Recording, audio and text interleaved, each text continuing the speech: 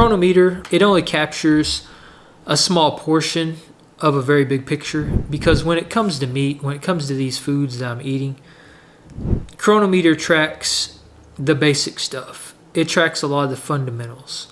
So you're looking at macros, which is fats, proteins, carbohydrates, things like that.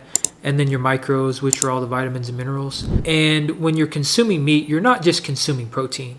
And I hate hearing that. I hate hearing that term. You're not consuming protein. You're consuming a very complete food that has vitamins, minerals, nutrients in it, and many of which can only be found in meat.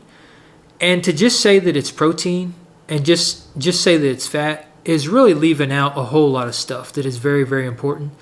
And I think that's a big thing to highlight, because even though I'm going over all this stuff and, nutritionally, and we're looking at it in chronometer and we're tracking all these things, it's only telling a small fraction of the story, because it's not capturing all that other stuff I just mentioned. And again, I really think that's worth mentioning, because if you get stuck in that mindset where it's just fat and protein, then you can get fat and protein from anywhere. And I think that's where the problem comes in, because if you're getting fat and protein from the wrong places, seed oils for fat, if you're getting protein from like plant proteins, pea protein or whatever it is an inferior product. It does not have the same stuff in it, the same nutrients that meat does. It is not a complete source of food nutritionally that is going to nourish your body the way that meat does.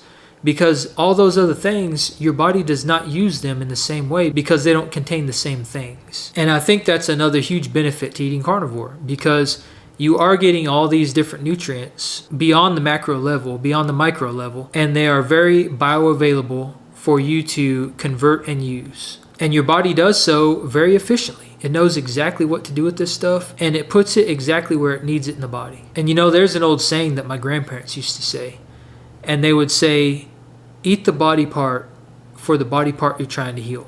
And I remember hearing this when I was a kid, and it's kind of like you are what you eat. It's basically the same thing.